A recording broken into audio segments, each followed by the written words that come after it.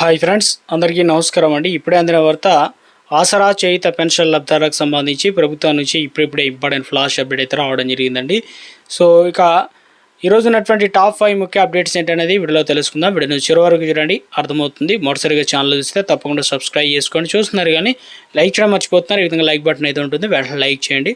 So మిత్రులందరికీ వీడియోని share చేసే ప్రయత్నం చేయండి. ఇక వీడియోలోకి అయితే వెళ్ళిపోదామండి. మనం మొట్టమొదటి అప్డేట్ వచ్చేసి ఇలాగైతే మార్చేస్తాం, ఎమ్మెల్యేలు మంత్రులకు సీఎం రేవంత్ స్ట్రాంగ్ వార్నింగ్ అయితే ఇచ్చారు. సర్పై నిర్లక్ష్యం సహించను, ఎందుకంటే అందరి జాతకాలు నా దగ్గర ఉన్నాయి. వారం రోజుల్లో తీరు మార్చుకోకుంటే ఇన్ఛార్జ్లను మార్చేస్తా, పార్టీకి నష్టం కలిగిస్తుంటే చూస్తూ ఊరుకోను. వారి పేర్లు ఇప్పుడు చెప్పే పరిస్థితి తీసుకురావద్దు. జూమ్ మీటింగ్లో పార్టీ నాయకులకు సీఎం రేవంత్ రెడ్డి హెచ్చరికలు జారీ చేశారనమాట. సో మొత్తానికి సార్ అంటే ఓటర్ల సంబంధించినటువంటి తొలగింపు అనర్హాలు ఎవరు అయితే ఉన్నారో వాటికి సంబంధించి సో ఇక్కడ మా వాటా జలాలు మాకు ఇచ్చేలా చూడండి, కేంద్రానికి సీఎం రేవంత్ వినతి. ఒక జలాశయం ఒకే సందేశం, ఒకే వేదికపై ముగ్గురు ముఖ్యమంత్రులు తుంగభద్ర తీరిన చరిత్ర ఘట్టంగా గేట్ల ప్రారంభోత్సవానికి సీఎం త్రయం. గోదావరి సంబంధించి తోడేస్తున్నారు, కృష్ణాను పక్క రాష్ట్రాలకు అప్పగిస్తున్నారు, తెలంగాణ నీటి హక్కులను తాకట్టు పెట్టొద్దంటూ సీఎం రేవంత్కు హరీష్ రావు లేఖ. మరో అప్డేట్ ఎన్నికలకు సంబంధించి అంటే అన్నీ అనుకూలిస్తే ఒకే దేశం ఒకే ఎన్నిక అన్నమాట. రాజకీయ వర్గాల్లో పెరుగుతున్న టెన్షన్, అంతుజిక్కని కమలనాథుల రాజకీయం, ప్రాంతీయ పార్టీలు ముచ్చెమటలు, బీజేపీ పార్టీ పదవులు సైతం పెంపు, కొంతమంది మంత్రులకు పార్టీ బాధ్యతలు అన్నమాట. సో జమినీ ఎలక్షన్లకు వెళ్ళాలని, సో ఇటీవల కాలంలో మహిళా రిజర్వేషన్లు, దాంతోపాటు అన్ని అనుకూలించినట్లయితే జమినీ ఎలక్షన్లకు అంటే దేశవ్యాప్తంగా కూడా ఒకేసారి ఎలక్షన్లు అయితే నిర్వహించబోతున్నారట. ఓటర్లకు సంబంధించి కీలక అప్డేట్ అయితే ఇచ్చారండి. ఇక్కడ వచ్చేసి ముఖ్యంగా ఒక వ్యక్తి ఒక ఓటు ఒకే నియోజకవర్గం అనేటువంటి సూత్రం రాబోయే ఎన్నికలకు సంస్కరణలో కీలకంగా మారబోతుంది.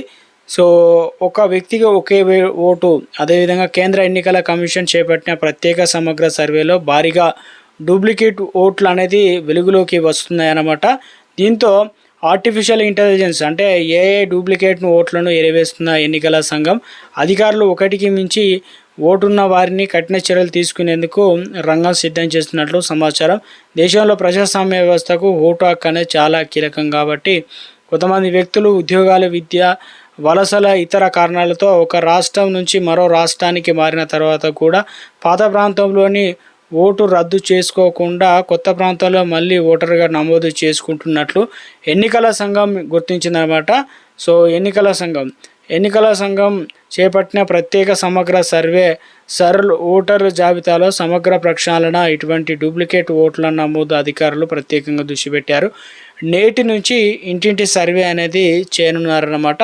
సో ఇక నేటి నుంచి ఇంటింటికి సర్వే, ఇందులో ప్రత్యేక సమగ్ర సర్వే సందర్భంగా ఇంటింటికి వస్తారనమాట. ఇందులో వచ్చేసి ఎన్యూమరేటర్లు వెళ్ళి వారి వివరాలను సేకరిస్తున్నారు, కొత్త ఫారంలు భర్తీ చేస్తున్నారు, మరణించిన వారి పేర్లను తొలగిస్తున్నారు, శాశ్వతంగా వలస వెళ్ళిన వారి వివరాలను సైతం పరిశీలిస్తున్నారు. ఒకటి కంటే ఎక్కువ చోట్ల ఓట్లు కనుక నమోదైనట్లు గుర్తిస్తే ఈ ప్రక్రియలో 2 వారాల్లోనూ ఓట్లు నమోదు అంటే 2 చోట్ల ఉంటాయి కదా, 2 రాష్ట్రాల్లోనూ ఓట్లు ఉన్నట్లయితే సంబంధిత వ్యక్తిని వివరణ కోరుతూ నోటీసులు అయితే జారీ చేసే అవకాశం అయితే ఉంది.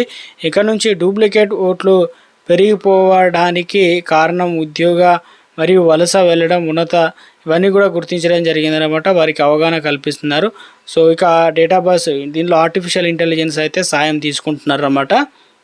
సో ఇక వారు వచ్చినప్పుడు తగిన పత్రాలు అయితే నార్మల్గా అందరూ ఓట్లకు సంబంధించి మన దగ్గర ఉన్నటువంటి గతంలో ఉన్న ఓటర్ ఐడి కావచ్చు, ఆధార్ కార్డు, తగిన డాక్యుమెంట్లు చూపించాల్సి అయితే ఉంటుంది. అదేవిధంగా రాష్ట్ర వ్యాప్తంగా కూడా ముఖ్యంగా ఏదైతే ఓటర్లకు సంబంధించి ఓటు జాబితా అనేది చాలా కీలకం కాబట్టి సో వెంటనే ప్రతి ఒక్కరు కూడా వచ్చినప్పుడు ఒక ఫామ్ అయితే ఇస్తారు, అదైతే ఫిల్ చేయాల్సి అయితే ఉంటుంది. తగిన డాక్యుమెంట్లు అయితే మనం చూపెట్టాల్సి అయితే ఉంటుందన్నమాట.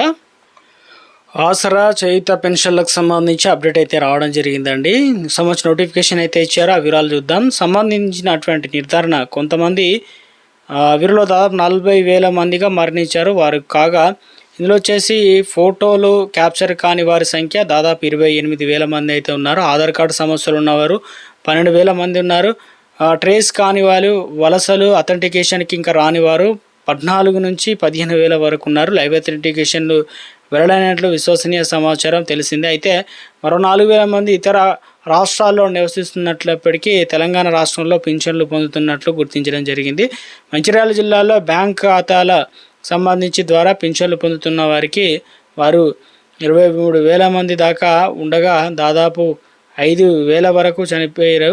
ఇక క్యాప్చర్ కానీ ఆధార్ సమస్యలు, వలసలు తదితర కేసులు ఉన్నప్పటికీ యాదాద్రి భువనగిరి జిల్లాలో 734 పింఛన్లకు గాను దాదాపు 167 మంది పింఛన్లకు సంబంధించి నల్గొండ జిల్లాలో 1,500 మందికి గాను 300 మంది ఈ రకంగా అయితే జిల్లాల వరకు అయితే ఉన్నారు. సో ఇక ఇందులో ముఖ్యంగా పిల్లలకు 1,00,000కు పైగా జీతాలు వస్తున్నాయన్నమాట. నెలకు 1,00,000కు పైగా జీతాలు పొందుతున్న అధికారులు, ఉద్యోగుల తల్లిదండ్రులు కొందరు చేయుత పెన్షన్లు పొందుతున్నట్లు లైవ్ అథెంటికేషన్లో తేలడం జరిగింది. వారికి కార్లు ఉన్నాయి, ట్రాక్టర్లు ఉన్నాయి, సొంతంగా పెద్ద భవనాలు కలిగి ఉన్నారని, దీనివల్ల ఆర్థికంగా కలిగినప్పటికీ ఇలా పెన్షన్లు పొందుతున్నారు. దివ్యాంగులకు మాత్రం ఇవ్వాల్సిన డిజబిలిటీ పింఛన్లు వైకల్యం లేకపోయినా కొందరికి అందుతున్నట్లు, 50 ఏళ్ళు దాటని వారికి కూడా వృద్ధాప్య పెన్షన్లు అయితే పొందుతున్నట్లు గుర్తించడం జరిగింది. ఇక రెగ్యులర్ ఉద్యోగులు, గ్రాంట్ ఎయిడెడ్ ఉద్యోగులు, మినిమం టైం స్కేల్, స్టేట్ ఇవన్నీ కూడా లైవ్ అథెంటికేషన్లో వీరికి లబ్ధి నిలిపివేయడం అయితే జరుగుతుందన్నమాట. అవుట్సోర్సింగ్ ఇక ఏదైతే సిబ్బంది కావచ్చు, గౌరవ వేతనం పొందే వారి విషయంలో ఎలాంటి చర్యలు తీసుకోవాలని పరిశీలిస్తున్నారు. ఇక అక్రమ పింఛన్ల కేసులు ఏవంటే మరణించిన వ్యక్తుల పింఛన్లు తొలగిస్తున్నారు. తప్పుడు వివరాలతో పింఛన్లు పొందుతున్న వారు ఎవరో గుర్తించి వారందరినీ తొలగిస్తున్నారు. మార్గదర్శకాలు, నియమ నిబంధనలకు భిన్నంగా ఈ లబ్ధి పొందినట్లే వారు తీసేస్తున్నారు. కుటుంబంలో ఆదాయ పన్ను చెల్లింపుదారులు లేదా ప్రభుత్వ ఉద్యోగులు ఉంటే కనుక వలస వెళ్ళిన లబ్ధిదారులకు సంబంధించి ఇవన్నీ కూడా వర్తించడం జరుగుతుందన్నమాట.